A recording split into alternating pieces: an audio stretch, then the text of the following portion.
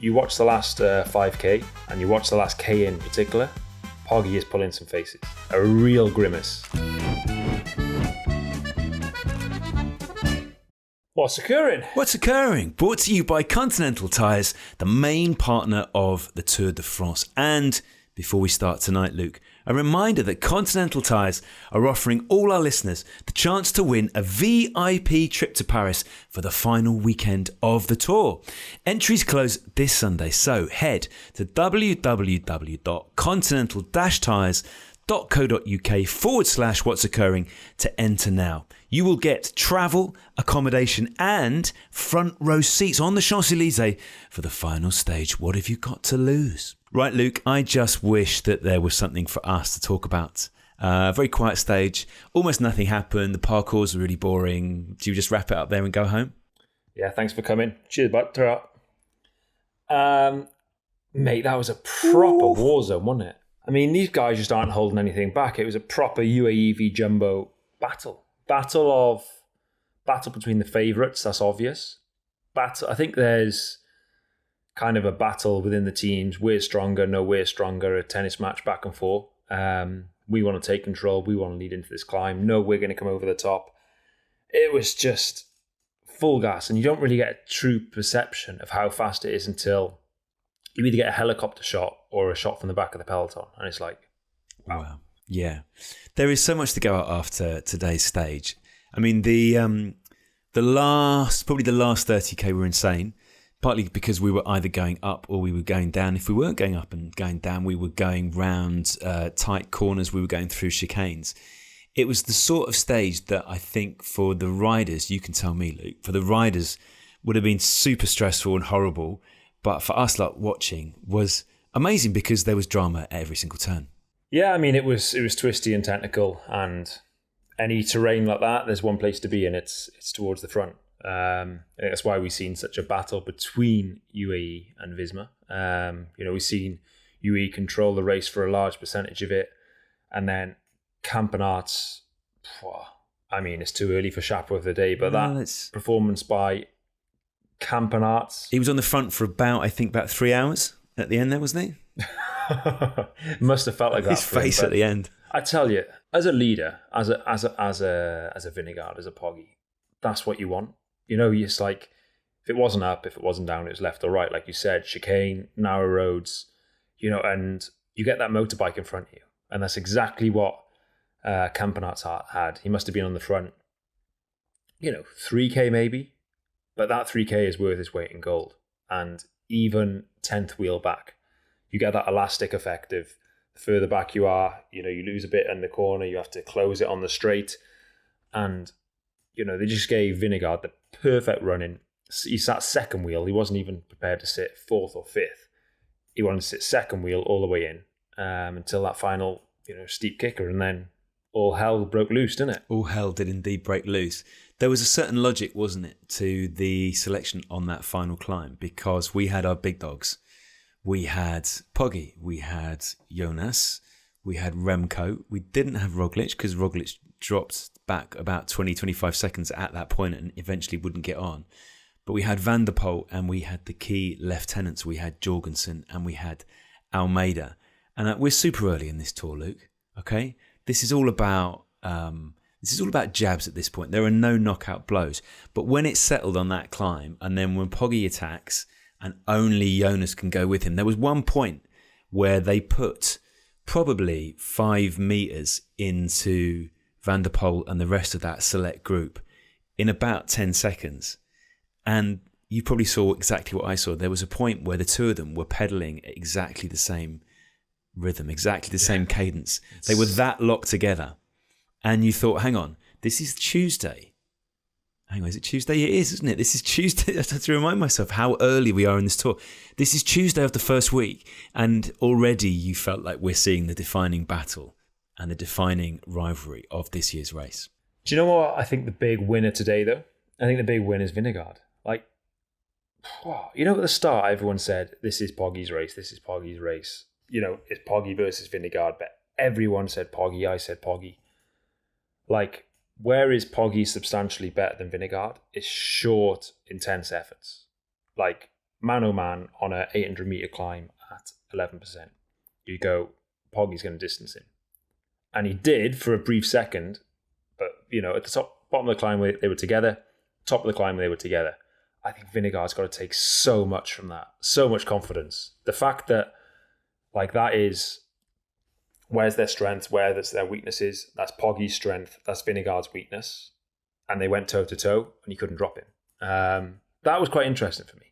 That was quite interesting. Normally over a 60-second effort, whatever it is, maybe from the minute he attacked, maybe it was 60 seconds, give or take. That is big Poggy territory. And you couldn't gap him. Okay, you got 2 bike lengths, but he couldn't hold it. So, maybe the pendulum swings. I still think Poggy's the favourite, but I think Vingegaard's going to walk away from that and feel very confident. There was a point, wasn't there, towards the top of that climb where, as you say, Poggy had distanced Jonas only by 5 meters or so. And Jonas looked over his shoulder and it almost looked like he made a decision in that moment, because it wouldn't have been catastrophic had Pogačar gone over the top of that climb. He could have chased back on the descent because we were still 3k from the finish. But it was almost more the psychological side of it, wasn't it? He glanced back and then seemed to make a decision. Do you know what? I'm going to burn some matches here. Okay, it's the first week, but I am going to burn some of my precious matches because I need to be going across the top of this climb on his wheel. But if you notice, Poggy was out the saddle, bam, bam, bam, bam, bam, bam. They both were in synchronized. Vingegaard sat down, lost 2 bike lengths, looked back, and then as he looked forward, Poggy sat down, and it just boom, and then Vingegaard got back up the saddle and got back up to him. It was just if he could have kept going for another 10 seconds, he'd have cracked him. But it's the first time, in a long time, you watch the last 5k, and you watch the last k in particular, Poggy is pulling some faces, a real grimace. You go into that last k, he was pulling big grimaces, very uncharacteristic of him, probably because his legs haven't hurt since he was 12 years old. But it was mad, wasn't it? Then we come into the final and he's grimacing, Van der Poel's grimacing. It was just a slog up to the line. Oh, poor bastards. It looked horrible. It looked horrible, but it was equally beautiful to watch, wasn't it? So Pogačar wins the stage. He wins the sprint. Van der Poel in second. Jonas third. Oscar Onley, who we need to talk a little bit more about later. Fourth on the stage, Romain Gregoire, João Almeida, Evenepoel, Jorgensen, and then just kicking back on with Skellermus. There's something that I have been thinking, Luke, and been waiting to ask you in the last couple of days.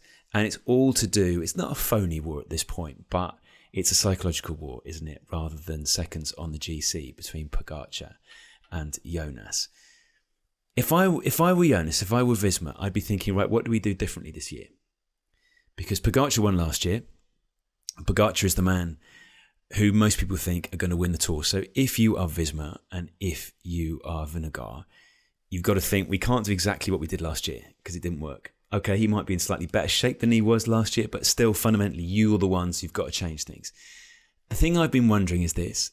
In the first 4 stages, are we seeing Visma trying to put more stress on Pogačar? These aren't going to be killer blows at this point, but it just seems like Jonas has done it a couple of times. It's little attacks. It's almost like micro stimulations. It's almost like they are next to Pogačar and they just keep poking him in the ribs. Keep poking the ribs. They're not trying to smack him on the face yet. They're not trying to break his nose. They're just poking him all the time. And I wonder if that is one of their strategies this year to try and change things up from last year. Let's just keep stressing him. Whatever the stress is, doesn't have to be a big one. Let's just make every day uncomfortable for him and then see if there's an accumulation of all those micro stresses when we get to the big stages. Death by 1,000 cuts approach. Do you know what? I think something we spoke about before the Tour, and I think it's evident to see, is that them 2 teams are the 2 strongest teams in the race, and actually there's not a lot of difference in the 2 teams. There's a little bit of a hoo-ha, who's stronger, UAE, Visma, and actually there's not a lot to separate them. And I think, having a strong team is such a big benefit in a Grand Tour, but they've both got equally as good teams. I don't know which team's stronger. There's not much in it. I think it's just going to come down to, quite simply, who can time trial the fastest and who can put together the best performance on the high mountains. And I think it'll be very much man-o-man. I don't really see it being a situation, like the Giro where Wout van Aert's up the road and Yates jumps across and actually the team wins it for Yates. Yates won the race, of course, nothing. Or it's going to be, a movie star, Richard Carapaz day back in the day where he's got guys in the break and he's jumping across. I think it's just man-o-man. And I think the strongest guy is going to win the Tour de France. You often see that a lot of the time, but you see a team have a massive role. I think them two teams are just going to go head-to-head for 21 days, 21 one-day races, and the strongest will prevail. And before the race, I would put all my money on Poggy. And now, after a few days, I'd say it's a bit more balanced. I think what Vingegaard's done has been incredibly impressive. And just one thing I did notice today is when, there's been a lot of discussion about Vingegaard being nervous, and I've watched a few of the Netflix episodes, and Vingegaard says he's nervous and what have you. And actually, I think he's conquered his nerves, which is actually really nice to see. You don't want to see, a young lad going around the Tour for 3 weeks scared, as he said it. And I just thought today, when I seen Campenaert's first wheel and Vingegaard second, Campenaert's flying through these narrow streets. He can handle a bike, that boy. Chasing the motorbike, full gas. Vingegaard was never more than 6 inches off his wheel. I thought, right, he's got it back. And then notably, 5-10 wheels back, Remco was losing the wheel every time. I think Remco's lost a little bit of his nerves, which is, that's noticeable to see. Every corner, Remco loses 2 bike lengths. Every single corner. And if anyone is listening and haven't noticed that, watch tomorrow, and every corner. No, don't watch tomorrow because it's time trial. But every corner he's losing 2 bike lengths. So yeah, Vingegaard has kind of conquered his fears, and I think Remco has got a bit of fear there somewhere. And just to spell it out, if he is losing a bike length or 2 bike lengths on every corner, he is then having to burn that much more energy to get back on the wheel out of every corner. Exactly, mate. Yeah, and I think it's just, over the course of 3 weeks, there's a lot of corners. So if you lose a bike length every corner, that's a lot of accelerations you're making that others aren't. So it all adds up. But I think we should also, we didn't do a pod yesterday. I think we should do 2 minutes on yesterday, because that was just, horrible really, wasn't it? It was horrible. Bike riders on the floor. Even when I was racing, even if they're not your teammates, not your friends, whoever it is on the floor in pain, they're a son, father, brother, whatever. And it's just like, I hated it. That was the one aspect. It was like, you poor bugger. But it's part of the sport. But yesterday was, it's just shit when you see a day like that. And, many guys put their heart and soul into being in the best shape possible, getting selected, whatever spectrum of that Tour de France peloton they are. And, they're battered and bruised and cut up, and some of them went home. Yeah, absolutely. And I think it's particularly difficult because with the big crashes yesterday, and certainly the one that cost Jasper Philipsen his place in the race, there's nothing you can do about that. Like, that's not a mistake. He's not in the wrong position. That's just one of those racing incidents. And that must be awful for him, because he showed in winning that stage the other day that he's in good shape, that his team is in good shape. That must be really tough for him. Yeah, it's tough, and that there's a lot of hoo-ha, and I seen an interview by Brian Cockard, who a lot of people accused, and God, he was really cut up, and you just think, not cut up, like emotionally cut up, yeah, emotionally cut up, and you poor bugger, if everyone's pointing the finger at him, and who's to blame? Nobody. It's the Tour de France. I think it's one of them situations where everyone's knows what's on the line. Everyone wants them points. We know how important intermediate sprints are towards that competition. And, it's just one of them racing incidents. But Philipsen went down like a sack of spuds. And then there was more and more crashes. I think we have to go through every one. There was one in the final 500 metres. 2 yellow cards handed out to both Edward Tuns and Danny Van Poppel. Danny got accused of causing the last crash. I don't think there's footage available to the general public to really see that. I've been in that naughty box with the Commissaires, and they've got a lot more footage than we see. Actually, it's worth just commenting on that because a lot of people won't realise. So, me, Tony Martin, many years ago, silly little boys, both got disqualified from the Tour de France, but that's not the story. You know when you go to the, I call it the naughty box, and it's, so I finished the stage. This was the process. Went back to the team hotel because it was really close. It was 500 metres away. DS says, right, Luke, Commissaires want to see you. I said, am I in trouble? He said, if they want to see you, you're in trouble. How much trouble? You might be out. Oh, shit. Anyway, you go in their naughty box and it's a truck. And they've got so much footage. So what I would say is any people saying it should be a yellow card, they made the wrong decision, they made the right decision. What we get as viewers, and even if you go on the split screen and you get to see the 4 different screens, I went in there and they had so many angles of that incident that I've never seen since. You know, you see people on Twitter saying, this is what happened. No, it's not. You didn't see the full thing because there's 2 helicopters in the sky. It's a good place for a helicopter, yeah. Yeah, I mean, it's going to struggle if it's in the water, isn't it? Good point.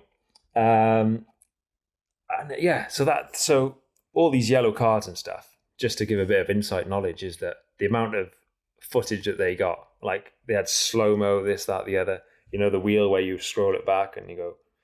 So I'm sure that was, that naughty box was doing overtime yesterday after all them crashes. That is a really nice insight. When you're watching these multiple replays and you can sort of see your fate being decided, is there any process for you to make your own case?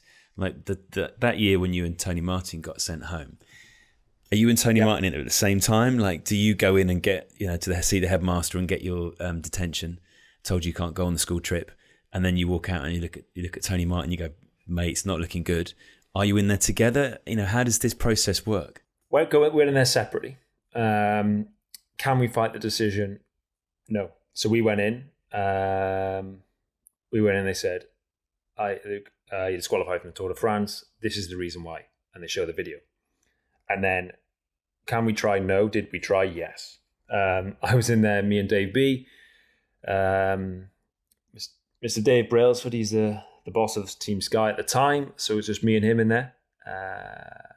Nico Portal. God bless his soul. And we went in there and we tried.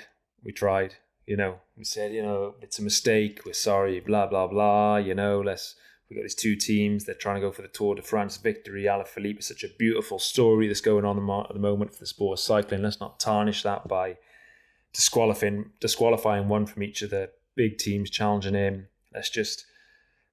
Fine.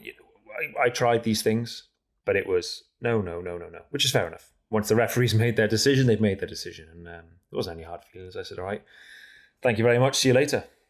That's top jaw insight, Luke. We wanted to give a shout out to Amy Hudson and her partner, Kyle. Ultracyclist Amy is currently riding the entire tour route and, get this, the transfers, which seems ludicrous but hugely impressive. Partner Kyle is supporting her in the following car where he listens to this pod. So, Kyle, hello to you. Amy, good luck from all of us here.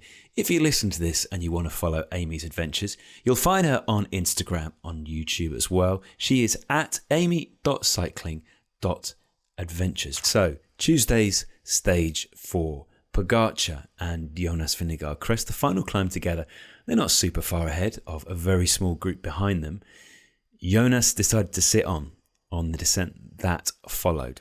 So, was this a good tactic? Was this a possible mistake? Because he could have maybe worked with Pogačar and put a little bit more time into Remco and maybe into Primož Roglič in the group behind. Or was this simply a practical decision because he'd put a massive effort in to close the wheel and was in the red and was basically in the parlance of an amateur rider breathing out of his arse? Interesting one. So firstly, I would say the initial 500 metres over the top of the climb, I would say Poggy was barely pushing his pedals at all because he was fucked. Vingegaard was on his wheel. He was completely on the limit as well. I would say they were both completely on their knees. And actually, as soon as they both had a breather, Vingegaard did commit and he did ride. They did exchange a few pulls. In terms of should he have continued, I would say he did continue, but should he have committed even more than he did? No, I would say, because yes, Roglic and Remco behind, but I honestly think it's a 2-horse race. I think Remco's going to take some time tomorrow in the time trial, but when they really hit them high mountains, I do think it's a 2-horse race. Who can beat Poggi in the Tour de France? Only Vingegaard. Who can beat Vingegaard in the Tour de France? Only Poggi. And, if there's accidents or incidents, we hope not, then it can change. But all being well, that's the way I see it. So I don't think they're that bothered about sticking time into the guys behind. I think that'll happen naturally over the course of the 3 weeks. So I think Vingegaard rode very well. And actually, just chapeau to him for the way he's ridden the past 4 days. I think his team have looked after him incredibly well. He's got his confidence back. He's got his mojo back. And I think we're just primed for a belter here, mate. We're in for a belter. I mean, the first 4 days have been really enjoyable. And there's something very special about a time trial. And we've got 2 time trials, individual time trials in this race, which is a nice touch. But it's all about the anticipation for me. That's what these first 4 days have been about. I've loved every single day's racing. Today was fantastic. And I don't really want to get ahead of myself. I want to enjoy the race as it unfolds, but it's hard not to, innit? It's hard not to just look ahead to the big days in the high mountains and just go, well, I'm just going to clear the decks. I'm going to clear the decks those days. And it is a strange Tour de France route. You got the stage 10 is the first real tough mountain test, with 4,500 meters. Okay, stage 6 is solid. There's some decent climbing in there.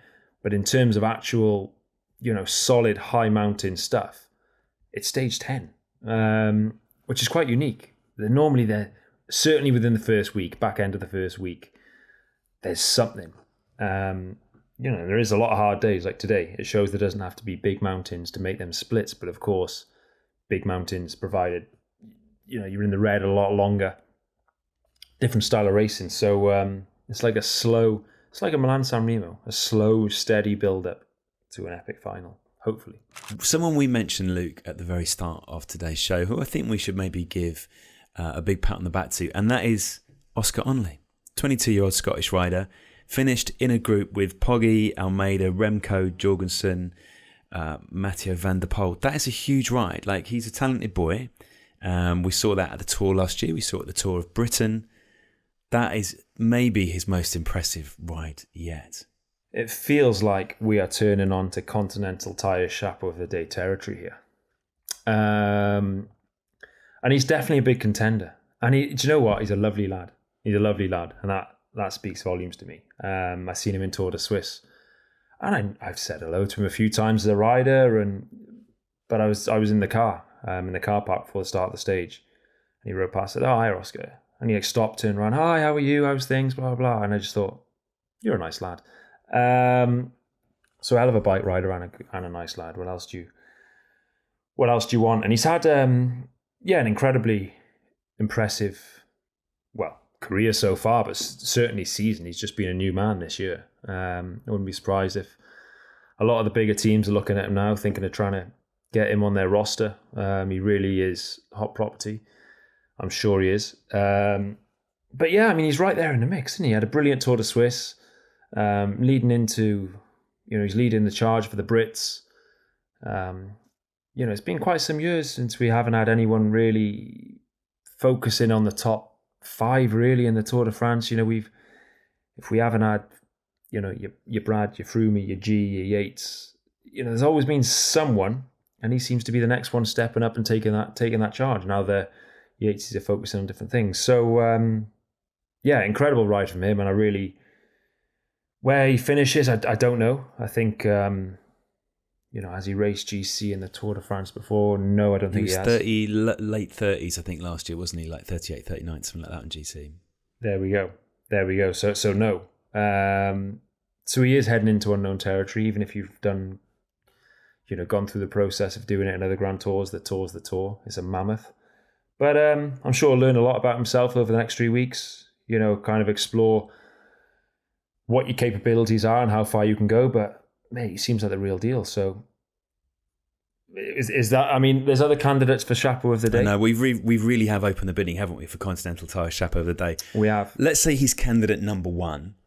Candidate number 2, I feel we've touched on already, which is Victor Campenaerts for being on the front, uphill and down Dale for most of the final, and also making sure that we could see what he was going through by expressing all his pain on his face, which is always a nice touch when you're watching on TV. What about maybe João Almeida? Did a great job for Pog. If you're going to mention João Almeida, you've probably got to mention Jorgensen, because Jorgensen was doing, not only was he up there, but he was tactically, he was really good for Jonas as well, wasn't he? Just those little moves, mix things up, put the pressure on UAE. What do you think? Yeah, I mean, as it came back together there, he instantly attacked. When Remco brought them back, he went, if he can get a little gap there, that means Vingegaard sits pretty. He doesn't have to do anything, focus, other teams chase. I think he was tactically very astute, as he was a couple of days ago. A couple of the names I had in my mind were Caden Groves and Marc Soler. I always look at teams and the way they operate and think, what kind of guy would I have wanted back in the day when I was trying to look after a team and set up a GC leader, and both of them guys are pretty impressive today. And just the last one, I think, little shout out. He's not getting Chapo of the day because he wins everything anyway. Today was Poggy's 100th professional victory. It's worth a shout out. I was racing with him at his first professional victory way back in Algarve. I was there and I thought, who's this little whippersnapper? He's quite good. He'll never amount to much. You thought I thought he got lucky. He's got lucky 100 times then. Yeah, he got lucky. But I think, mate, my gut tells me Oscar Onley. I think, to step up and do that. And he gave a really humbling interview. It was, I think it might have been stage 2. And he said, I was just there in the Tour de France, and Poggy was there, and Vingegaard was there, and Van der Poel was there, and I was there, and I just thought, wow, this is amazing. He said something like that, and he was just a pinch yourself moment.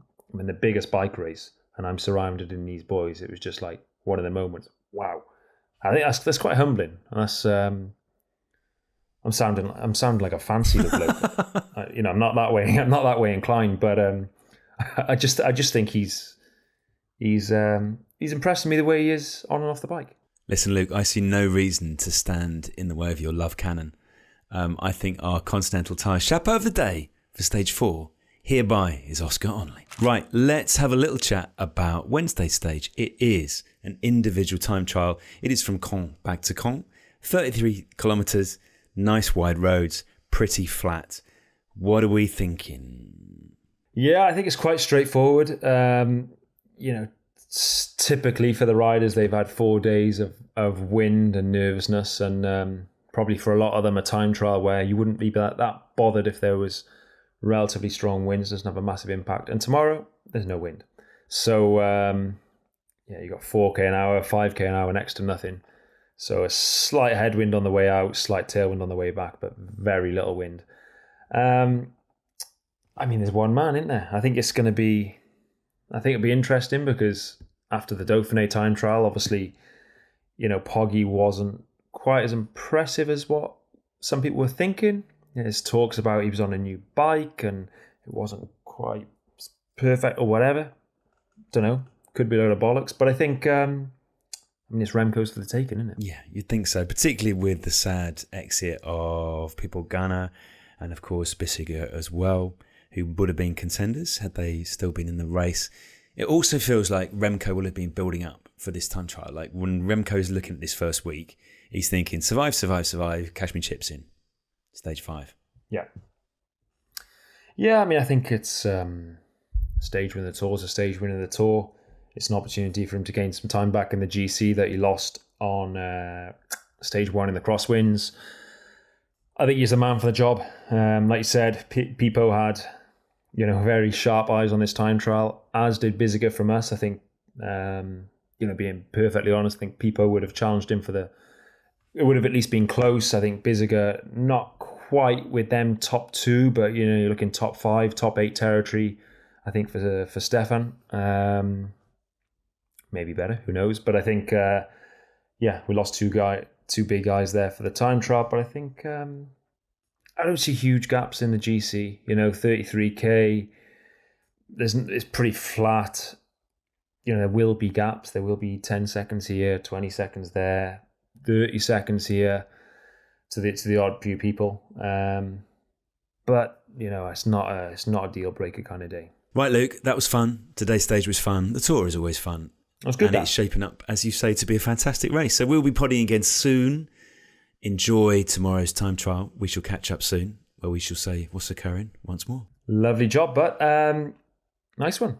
We'll see you soon, bud. Ta-da!